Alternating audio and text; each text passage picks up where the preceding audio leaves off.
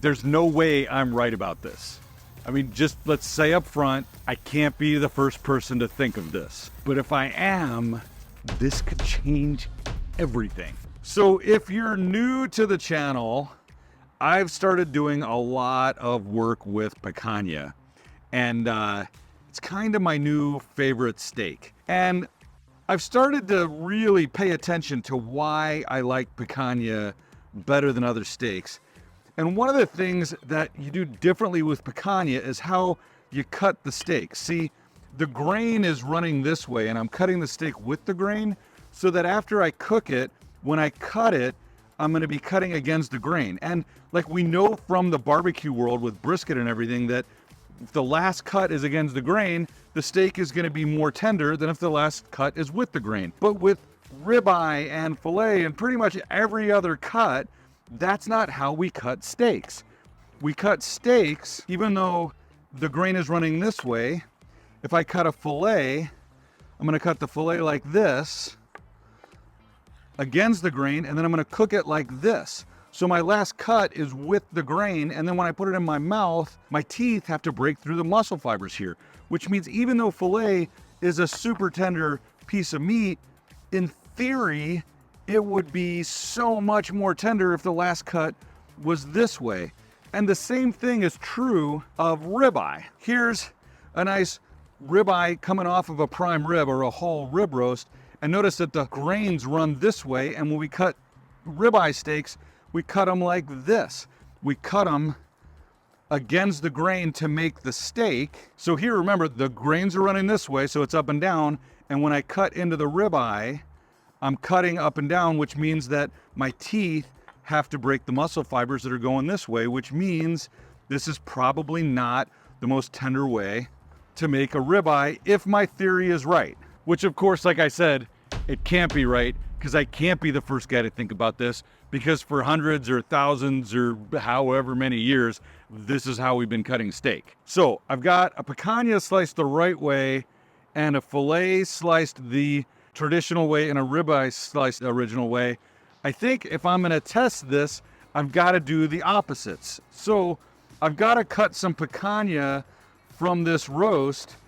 It's gonna hurt me to do this, but I gotta cut it the wrong way. So there's our picanha, traditional fat cap over here, that's cut the way we would normally cut a filet or a ribeye. I can't believe I'm doing this to a tenderloin. This meat is so expensive. Which, by the way, the only reason I'm able to do this is because of my friends at Meat and Bone, my favorite place to get meat. When I talked to my friend Gabriel at Meat and Bone about this experiment and the one that I did last week, he actually volunteered to send me a whole tenderloin and a whole ribeye and a whole picanha to do this with. So thank you to Meat and Bone. This is filet, people.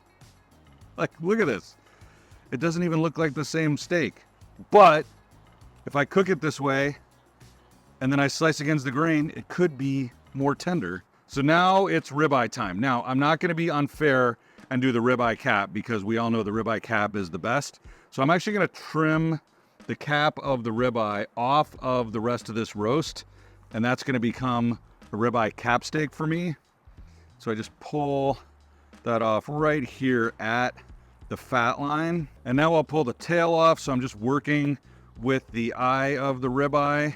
Now, it's a nice looking piece of meat. So normally eyes would be cut this way like fillets, but we're not gonna do it that way. I'm gonna trim off this piece of fat and expose the grain. Oh my God, I'm really doing this to a ribeye. All right, it's beautiful. That is a beautifully marbled eye of ribeye. I mean, this G1 certified stuff, this is the Angus certification for Meat and Bone, is so good. But it doesn't look like a ribeye, does it? So this is ribeye. This is, we're gonna call this Al's New Way ribeye. This is filet, new crazy filet, ribeye, new crazy ribeye, picanha, cut like traditional ribeye and filet, and picanha cut the way that the Brazilians know makes it the most tender. So when we cook steaks, we always dry brine them. Dry brining is just putting them on this tray so that air can get underneath, and then salting them overnight. So I'm going for about a teaspoon of Morton's kosher salt per pound of meat. Now what happens is we put the salt on and we leave the salt on the steaks and the steaks on the tray overnight. And the salt is gonna absorb into the steaks. It's gonna pull out any excess moisture. It's gonna form a little bit of a slurry, which you can already see is forming on here, how it's pulling out some of that moisture. The excess is gonna evaporate, and the moisture that should be in there is gonna get pulled back in with the salt. So the salt is gonna get all the way to the center of the steak.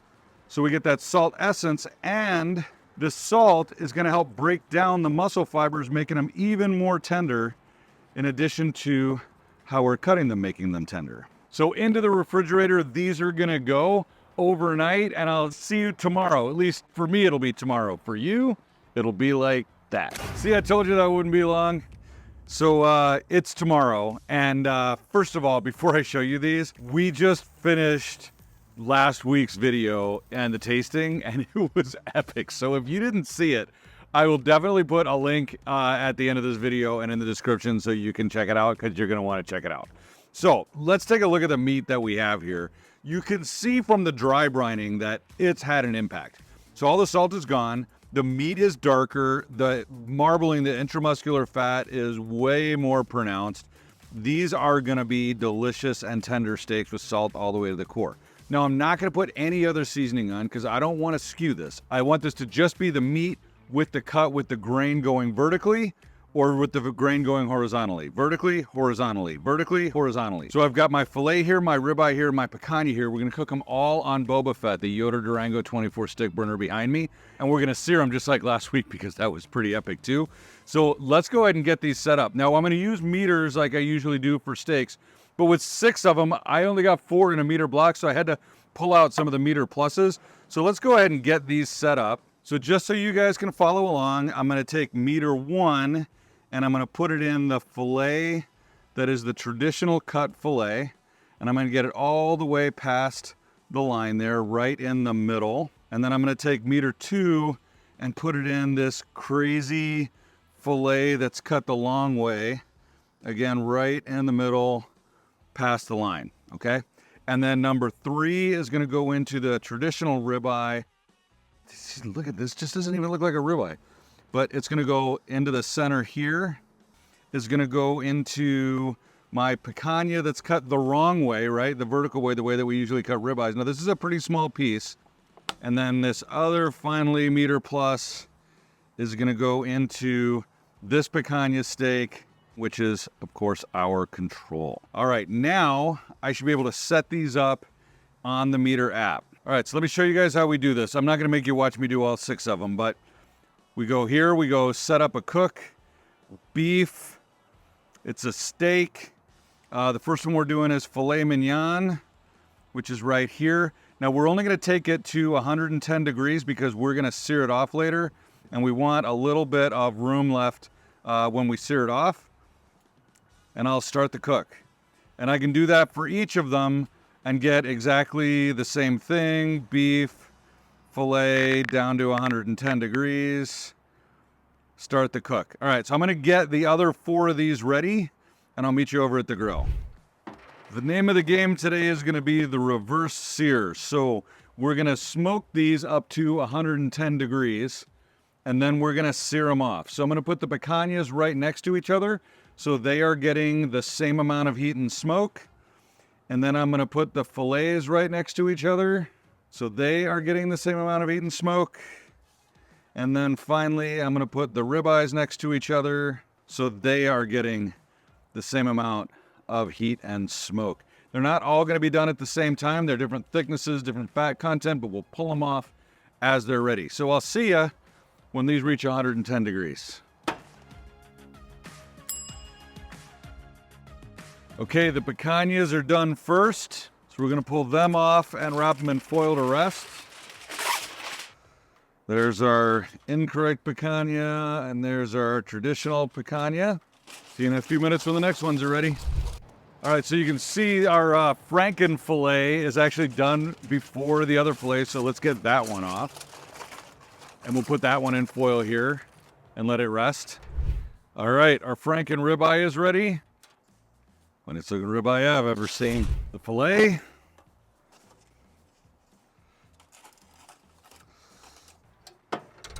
And finally, the traditional ribeye. Look how tender this thing is. Just like the one we did from the other test. All right, let's set up for searing. All right, so just like last week, we're gonna set up to sear over the firebox. So I'm gonna start by just building a little log cabin right on top of the coals that I have. We're gonna turn a little fire into a big fire. And I'm gonna put my cooking grate right over top. Let's let this get nice and hot. All right, we're gonna do these picanhas, then fillets, then ribeyes. You ready? Let's do this.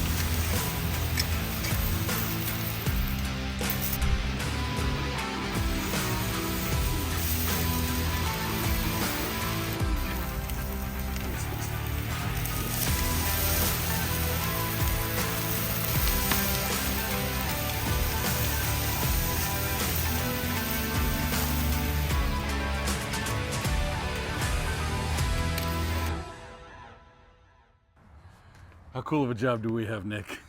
Picanha again. Right, and some other great steaks. filet and franken filet and ribeye and franken ribeye. I mean, I'm not going to be right, but what if I'm right? If this works, then I'm going to probably have to come up with how to properly butcher a ribeye to get the right yield. Right, so you're not Because that's, I wasting think a they do bunch. it, but it's probably not going to matter because I can't be the first one to think of this. No. All right, so here's the deal. We're going to do picanha. Okay. We're gonna do filet, we're gonna do ribeye, and I'm just gonna let you taste one and the other and then see what your response is, but Blind taste test again. sorry, dude. All right, so we're gonna do picanha first, filet, and then ribeye, because that's not gonna be a surprise, but your job is gonna be which What is more slicing tender. method is. Right, Okay. okay? All right. All right, so guys, I'm not gonna talk about what I'm doing here. I'm just gonna say stuff like, I'm slicing the first one, and it is a perfect medium rare. All right, there you go. All right. That's picanha. Tender, Tender, juicy. juicy, delicious. That's the traditional way you cut picanha. You can tell. Okay, all right, well, let's see. I'm gonna give you another piece of picanha, which I can see also is perfectly cooked. Nice. So let's see if maybe you think this one is the traditional way or if this one was cut wrong. You're doing a lot of chewing. Is it that tough? It is chewier though. It's Okay. delicious. I think the traditional way to do picanha was the first one I had, and the traditional steak method was the second one I had. They were both had good salt all the way through, both juicy, but that was a little chewier. So Okay. it wasn't chewy, it wasn't rubbery, but it was definitely a chewier But I steak think, than the but you can original. confirm that this is the better way. For picanha, I can Picanha. confirm that. Okay, all right. So let's get a slice of perfectly cooked filet from one of our two. I'm not telling you which one this is. All right. Hand. There you go. All right.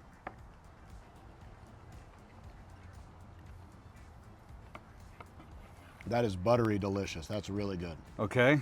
I don't know And, which one that is, but all right. it fell apart in my mouth. All right. So here's another piece of filet. Hang on, coming at you. Look at that.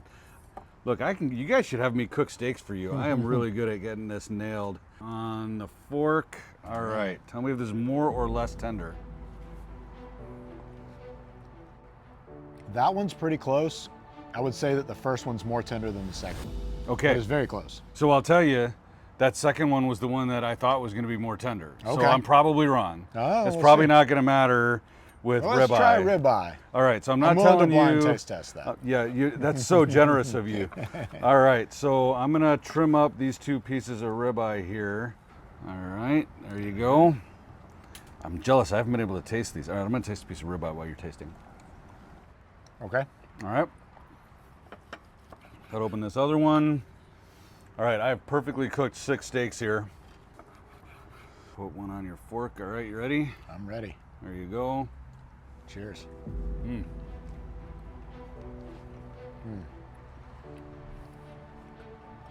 That one's more tender. Yeah, hands down, right? All right, you can take your blindfold off. We will never be able to cut ribeye the same. This one was the one, it's clear. And honestly, the fillet was so close, it wasn't easy to like differentiate. So it might have been like where you just cut on the fillet. But it was a huge difference there, and it was a huge difference here. I mean, I could tell it immediately. So Brazilians know more than Americans about Apparently. steak. All right, so, you know, put your money where your mouth is. What's the new method? What are we calling this?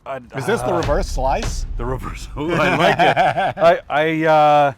You guys put something in the comments. How should we call, or maybe we should change the name of the improper way that we've been doing it for hundreds of years. Either way, these are pretty amazing. These are pretty amazing. Thank you very much, Meat and Bone, for this. If you missed last week's experiment, we're gonna put it, show them where it's gonna go.